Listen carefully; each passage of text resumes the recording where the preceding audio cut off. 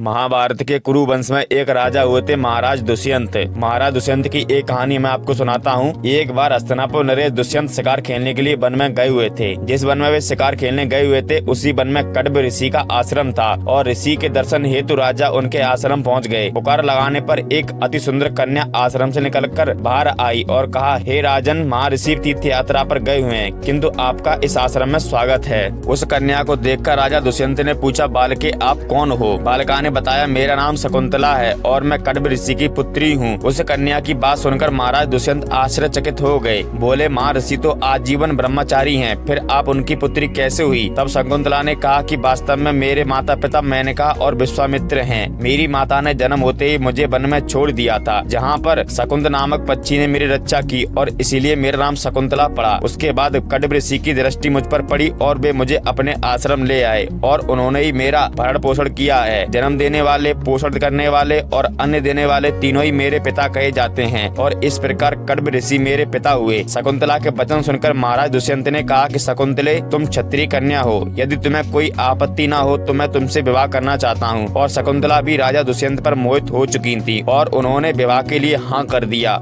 दोनों ने ही गंधर्व विवाह कर लिया और कुछ समय तक महाराज दुष्यंत ने शकुंतला के साथ वन में ही व्यतीत किए। फिर एक दिन राजा ने शकुंतला से कहा कि हे प्रीतमे, मुझे अपना राज्य कार्य देखने के लिए हस्तिनापुर प्रस्थान करना होगा। जब महर्षि कण्व तीर्थ यात्रा से लौटकर आएंगे तब मैं तुम्हें यहाँ से विदा कर राजभवन ले जाऊंगा। इतना कहकर महाराज ने शकुंतला को अपने प्रेम के प्रतीक के रूप में एक स्वर्ण मुद्रिका दी और हस्तिनापुर चले गए। और एक दिन आश्रम में दुर्वा ऋषि पधारे। महाराज दुष्यंत के गृह में लीन होने के कारण शकुंतला को उनके आगमन का ज्ञान भी नहीं हुआ और उसने दुर्वासा ऋषि का स्वागत सत्कार नहीं किया और दुर्वासा ऋषि ने इसे अपना अपमान समझा और क्रोधित होकर बोले, बालके, तुम्हें श्राप देता हूँ, जिस किसी के भी ध्यान में तुम लीन होकर मेरा निरादर किया है वह तुम्हें भूल जाएगा। और दुर्वासा ऋषि के श्राप को सुनकर शकुंतला का ध्यान टूट गया और वह उनके चरणों में गिर गई और क्षमा प्रार्थना करने लगी। शकुंतला के क्षमा प्रार्थना करने से द्रवित होकर दुर्वासा ऋषि ने कहा कि अच्छा ठीक है, यदि तुम्हारे पास उसका कोई प्रेम प्रतीक होगा तो उसको देकर उसे तुम्हारी स्मृति हो जाएगी। महाराज दुष्यंत के विवाह से शकुंतला गर्भवती हो गई थी और कुछ समय पश्चात कण्व ऋषि तीर्थ यात्रा से लौट के आए। तब शकुंतला ने उन्हें महाराज दुष्यंत के साथ अपने गंधर्व विवाह के विषय में बताया। इस पर महर्षि कण्व ने कहा कि विवाहित पुत्री का पिता घर में रहना उचित नहीं है और इतना कहकर महर्षि ने शकुंतला को अपने शिष्यों के साथ हस्तिनापुर भिजवा दिया। मार्ग में एक सरोवर के पास स्नान करने के लिए रुक गयी और स्नान करते समय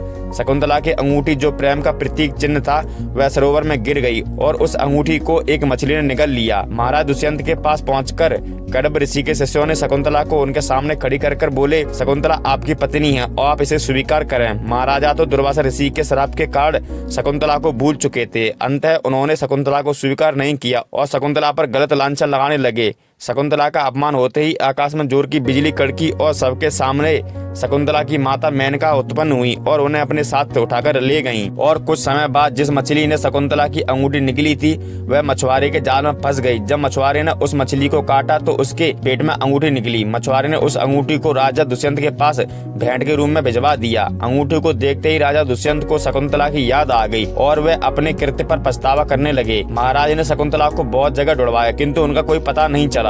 कुछ दिनों के बाद देवराज इंद्र के निमंत्रण पाकर देवासुर संग्राम में उनकी सहायता करने के लिए महाराज दुष्यंत इंद्र नगरी अमरावती गए और संग्राम की विजय प्राप्ति करने के पश्चात जब वे आकाश मार्ग से हस्तिनापुर लौट रहे थे तो मार्ग में उन्हें कश्यप ऋषि का आश्रम दृष्टिकोण हुआ और वे दर्शन के लिए वहां रुक गए। आश्रम के पास एक सुंदर बालक खेल रहा था। मेनका ने शकुंतला को कश्यप ऋषि के पास में छोड़ा था और वह शकुंतला का ही पुत्र था। उस बालक को देखकर महाराज के हृदय में प्रेम की भावना उमड़ पड़ी और वे उसे गोद में उठाने के लिए आगे बढ़े तो शकुंतला की सखी चिल्लाकर बोली, हे भद्र पुरुष, आप इस बालक को ना छुएं, अन्यथा उसकी भुजा में बंधा काला डोरा सांप बनकर आपको डस लेगा। यह सुनकर भी दुष्यंत स्वयं को न रोक सके और उस बालक को अपनी गोद में उठा लिया और बालक को उठाते ही उसकी भुजा में बंधा काला डोरा टूटकर जमीन पर गिर पड़ा। सखी को ज्ञात था कि बालक को जब उसका पिता अपनी गोद में लेगा वह धागा टूटकर जमीन पर गिर जाएगा। सखी ने प्रसन्न होकर समस्त वृतांत शकुंतला को सुनाया। शकुंतला महाराज दुष्यंत के पास गयी और महाराज ने शकुंतला को पहचान लिया और उनसे अपने कर्मों की क्षमा मांगने लगे और कश्यप ऋषि की आज्ञा लेकर उन्हें अपने पुत्र सहित